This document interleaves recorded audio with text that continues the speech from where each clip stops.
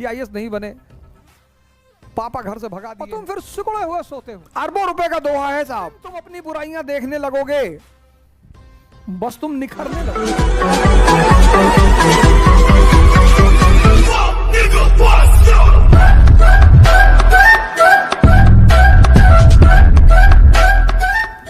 जय हिंद फ्रेंड्स। तुम बस जिंदगी में एक चीज छोड़ दो, विक्ट्री और डिफीट। तुम्हारी जिंदगी की 70% चिंताएं अपने आप खत्म हो जाएंगी।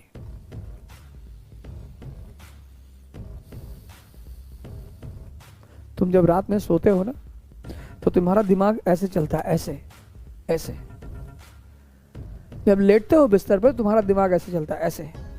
तो पहला फेस ये है कि आईएएस बन गए, मंत्री जी की बेटी शादी हो गई, गांव में सब लोग गए हैं, पैर पे लेट गए हैं, पूरी दुनिया वाह वाह कर रही है, तो तुम बड़ा चौड़े होकर लेटे रहते हो जब ये वाला फेस का सपना चलता है। तो फिर सेकंड फेस का सपना चलता है कि आईएएस नहीं बने, पापा घर से भगा दिए हैं, गर्लफ्रेंड छोड़ के भाग गई है, गुरुद्वारे के सामने बैठ के खाना खा रहे हैं, और तुम फिर सिकुड़े हुए सोते हो। तो मुझे किसी आदमी को सोता हुआ दिखा दो, मैं बता दूंगा कौन से फेस का सपना चल रहा है। और यही इसीलिए तो अरिस्टोक्रेसी उसके नियम है अपने, वो इनके साथ रहती ही नहीं, वो जानती यार फालतू के सिद्धांत जीवन में। मैं तो शिकार हुआ सर इसका, मैं तो सर इसका शिकार हुआ, तो बच गया, सौभाग्य से अच्छे गुरु मिल गए। आप में से बहुत सारे लोग महत्वाकांक्षी हैं, बड़ी बड़ी महत्वाकांक्षाएं आपने पाल रखी हैं, बहुत अच्छा।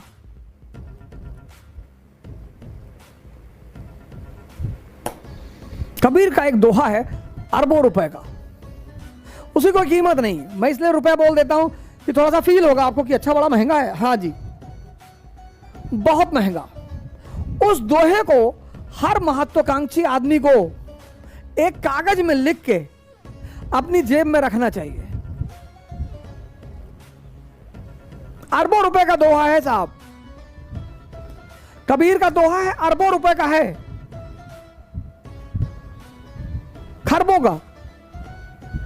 अरब भी कम है, खरबों का है। कौन सा? बुरा जो देखन मैं चला, बुरा न मिलिया कोई, और जो दिल खोजूं अपना, मुझसे बुरा न कोई। आम आदमी दूसरे में बुराई खोजता है, यही उसकी संतुष्टि है, यही उसका मजा है। इस दुनिया में किसमें सिर्फ अच्छाइयां हैं? 0.1% लोग होंगे, वो भी वो जो एनलाइटेंड होंगे, जो चेतना पे पहुंच गए होंगे, जो अपने चैतन्य पे पहुंच गए होंगे, वही बुराइयों से मुक्त हैं, बाकी कोई मुक्त नहीं है। मिलाओ हमें एक आदमी लेकर आओ। जो भी महत्वाकांक्षी है उसको कबीर का ये दोहा लिखकर, बाकायदा लिखकर अपने जेब में रखना चाहिए। बुरा जो देखन मैं चला, क्योंकि जिस दिन तुम अपनी बुराइयां देखने लगोगे, बस तुम निखरने लगोगे। अपनी बदबू और अपनी बुराई खुद को कभी पता नहीं चलती। ट्रेन में बैठे हैं, आए ट्रेन में बर्थ पे बैठे, शूज निकाला, मोजा निकाला, जैसे ही शूज निकाला सामने वाला बेहोश हो गया। भाई साहब चौड़स बैठे हुए हैं, उनको कुछ हो ही नहीं रहा, सामने वाला बेहोश हो गया। अपनी बदबू और अपनी कमी खुद को दिखाई नहीं पड़ती। इसलिए गुरु और जरूरी है, वो व्यक्ति जो आपको डिमोरलाइज ना करे, आपको आपकी कमी बता दे। और अगर ये कमियां आपके अंदर हैं, अरे भाई साहब भूल जाइए महत्वाकांक्षा, ये खा जाएंगी आपको। बहुत लड़के आए दिल्ली में तैयारी करने आईएएस की, पिछले 15 साल से मैं देख रहा हूं, सर हमें एक अटेम्प्ट में करना है। हाँ कर लो भैया, हम रोके हैं भैया, कर लो भैया, तुम 2 महीने में कर लो, यूपीएससी को एक लेटर लिख दो कि सर हमारी गर्लफ्रेंड की शादी होने वाली है और इसी साल दिसंबर में है सर, तो हमारी दिसंबर तक प्री मेंस इंटरव्यू लेके हमको निपटा दो सर, अगर हमको देख लो सर। सर आप तो मजाक उड़ा रहे हैं। अरे तुम्हारी बढ़िया तैयारी है, तुम्हारा 1 साल में हो जाएगा। नहीं है तो सर तैयारी तो करनी पड़ेगी।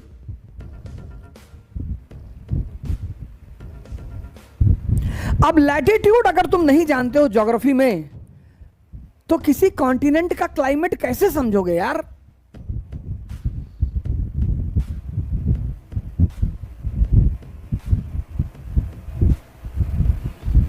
अगर तुम लैटिट्यूड नहीं जानते हो कि ज्योग्राफी में लैटिट्यूड का इंपॉर्टेंस क्या है, तो तुम किसी कॉन्टिनेंट का क्लाइमेट कैसे समझोगे?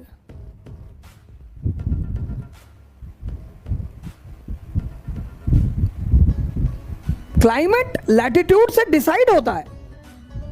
अफ्रीका को देखो, दोनों ट्रॉपिक्स के बीच में है, पूरे साल सूर्य की रोशनी मिलती है।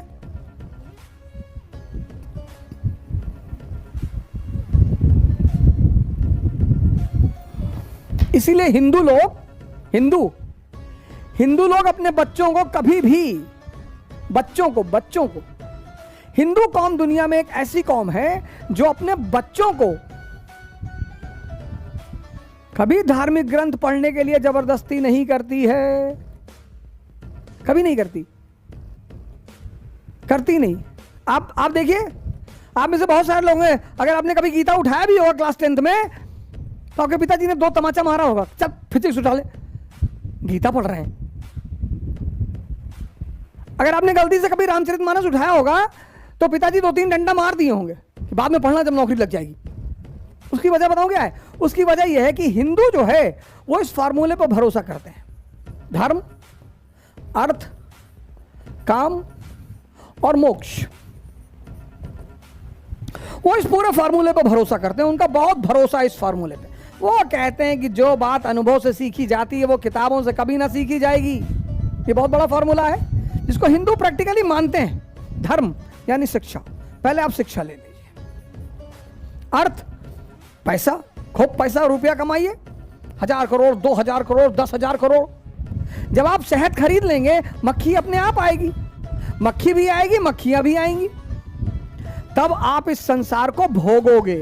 बड़ा प्यारा वर्ड है भोग, बहुत जबरदस्त वर्ड है भोग।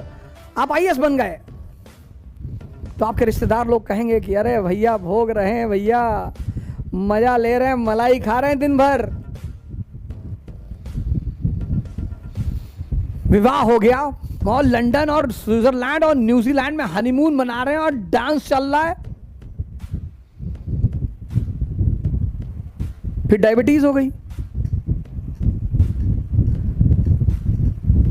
फिर बीपी हो गई, फिर 30 बीमारियां हो गई, तो लोग कह रहे हैं अब भोगत हैं, बहुत हराम का पैसा कमाई नहीं, अब भोगत हैं। बड़ा प्यारा वर्ड है भोग। एक वर्ड के डुअल मीनिंग है, सिर्फ एक्सप्रेशन अलग होना चाहिए कि भैया भोग रहे हैं मतलब मजा ले रहे हैं, भोगत हैं मतलब कष्ट में। और जैसे तुम भोगना शुरू करोगे तुम्हें ईश्वर की खुद ब खुद याद आएगी। बाबा रामदेव के आश्रम जाओ, सब अमीर लोग मिलेंगे, एक से एक, 500 करोड़, 1000 करोड़, बैठ के कपालभाति कर रहे हैं। क्या हो भैया? शुगर 400 रहती है भैया, लो 40 साल में शुगर 400, 40 साल में शुगर 400। और बिना मिठाई खाए कोई जीवन है?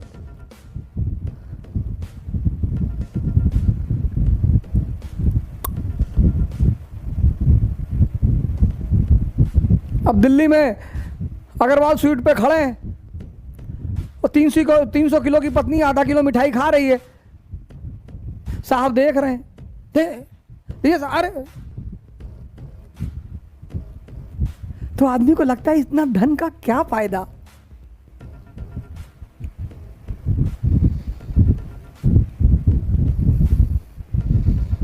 रात में पहुंचे, 2 फाइट पत्नी ने मार दिया, बच्चे आगे सर पे बैठ गए, कोई नाक में उंगली कर रहा है, कोई कान में उंगली कर रहा है, कोई कहीं कर रहा है। अब लगा कि अरे भगवान, तो आदमी कहां भागेगा? हरिद्वार। इसलिए हिंदू अपने बच्चों को कभी कंपेल नहीं करते, कहते नहीं नहीं बेटा जिंदगी सिखाएगी तुम्हें, तुम चिंता मत करो, तुम तो ऐसी पूजा करोगे ना।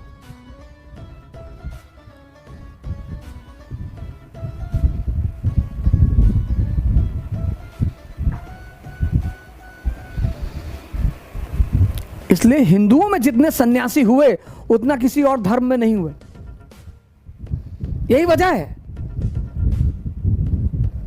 अब सिराजुद्दौला युवा डायनेमिक एम्बिशियस, लेकिन अधीरता, जल्दबाजी, एंगर, गुस्सा। जिसके पास गुस्सा है उसको दुश्मन की जरूरत ही नहीं है। सद्दाम हुसैन, जिसके पास भी क्रोध है उसको दुश्मन की जरूरत नहीं है। मैंने देखा है बहुत क्रोधियों को, झगड़ा हो गया अपने ही सर पे हथौड़ी मार लिए, अपने ही घर में आग लगा लिए। एक्चुअली इस दुनिया में सबको मजा चाहिए, सबको, सब मजे के पीछे परेशान है सब। लेकिन मजा का एक सिद्धांत है। हमारे एक मित्र हैं एमवे में, तो हमको बड़ा पुल करते थे वो, आज से 10 साल पहले की बात है, 10-12 साल पहले की।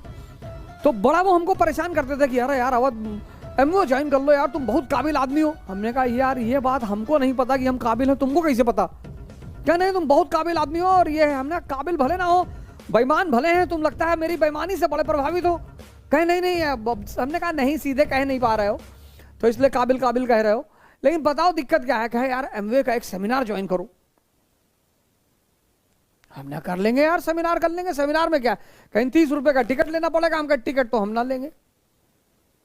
कहीं अच्छा उधार समझ के हमको 30 रुपए दे दो।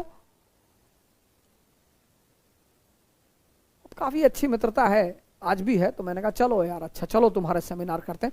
इलाहाबाद में जो वो है मुस्लिम बोर्डिंग, मुस्लिम हॉस्टल जो है, उसी बगल में कोई हॉल वगैरह है, वहीं पे उस कार्यक्रम का आयोजन हुआ था। तो गए तो वो एक ओरेटर साहब आए थे, वो शुरू हुए एकदम बिग बैंग करते हुए आए बोर्ड पे, हेलो एवरीवन, गुड इवनिंग। आवाज नहीं आई, क्या हम हिंदुस्तानी नहीं हैं? क्या हम जोश वाले लोग नहीं हैं? अरे मैंने कहा भैया ड्रामा बनकर, जोश बहुत है, कहा दे काम की बात कर, काम की। तो उन्होंने एक बोर्ड था, ऐसे ही बोर्ड था, तो उसमें बोर्ड पे दिखा काफी पैसा बिखरा हुआ है। नहीं पहले उन्होंने एक बहुत खूबसूरत सा मकान दिखाया, बोले ये किसको चाहिए? सब काफी लोगों ने हाथ उठाया, हमको चाहिए हमको चाहिए। हमारे मित्र ने हमारी तरफ देखा, बोले तुमको नहीं चाहिए? हमने कहा छोड़ो यार, मकान ईटा गारा कौन लेके धोएगा यार, छोड़ो हमको नहीं चाहिए। फिर दूसरा स्लाइड उन्होंने दिखाई, बड़ा पैसा बिखरा हुआ था, बोले ये किसको चाहिए? ला रहे सबने हाथ उठा दिया, हमको चाहिए। फिर भी मैंने नहीं उठा कि जाने दे यार। कहा यार वो तुमको पैसा भी नहीं चाहिए? हमने कहा पैसा किसी के देने से नहीं आता, नहीं तो सब मुकेश अंबानी बन जाए। Earning is an art. फिर उन्होंने खूबसूरत सी फिर बंगला दिखाया, विला दिखाया, विला के साथ स्त्री दिखाई, बोले ये किसको चाहिए? मैंने हाथ उठा दिया, बोले भैया। ओ उन्होंने कहा यार हाथ नीचे करो यार, बदतमीजी हो तो हमेशा बदतमीजी करते रहते हो। मैंने कहा भैया मैं बदतमीजी नहीं कर रहा हूं, अब वो दिखा रहे हैं तो। फिर वो लगे बताने कि आप ऐसे करोगे, रिक्रूटिंग करोगे। चलिए अच्छा बिजनेस है, मैं उसको बुरा नहीं कहता, हर चीज अच्छी है, मैं उसको बुरा नहीं कह रहा हूं, बिल्कुल नहीं। हर आदमी को अपने ढंग से जीवन यापन करने का एक वो है, अधिकार है, अच्छा है। चेन बनाना, मार्केटिंग करना वो अच्छी चीज है, उसको मैं बिल्कुल बुरा नहीं मानता। लेकिन अगर मेरा इंटरेस्ट नहीं है तो मैं क्यों जाऊंगा?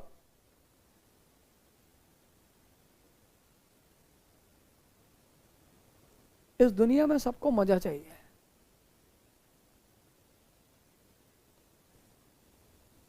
लेकिन मजा जो है वो बाई प्रोडक्ट है। किसका? मेहनत का।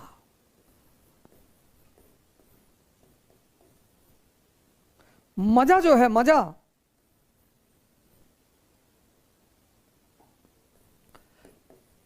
मेहनत इज इक्वल टू मजा।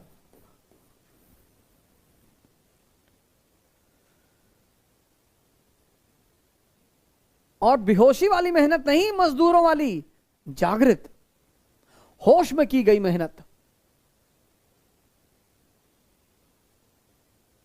और तुम मेहनत नहीं करोगे, नेचर करा लेगा। उसकी तुम चिंता छोड़ दो, तुम्हें चिंता ही छोड़ दो, कुछ चीजों की चिंता छोड़ दो कि मैं जीवन में संघर्ष नहीं करना चाहता। तुम्हारे चाहने से क्या होता है?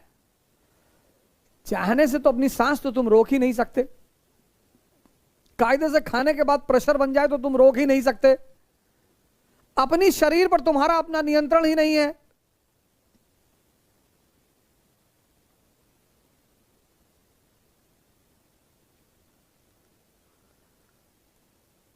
पहले शरीर पर तो नियंत्रण करना सीख लो।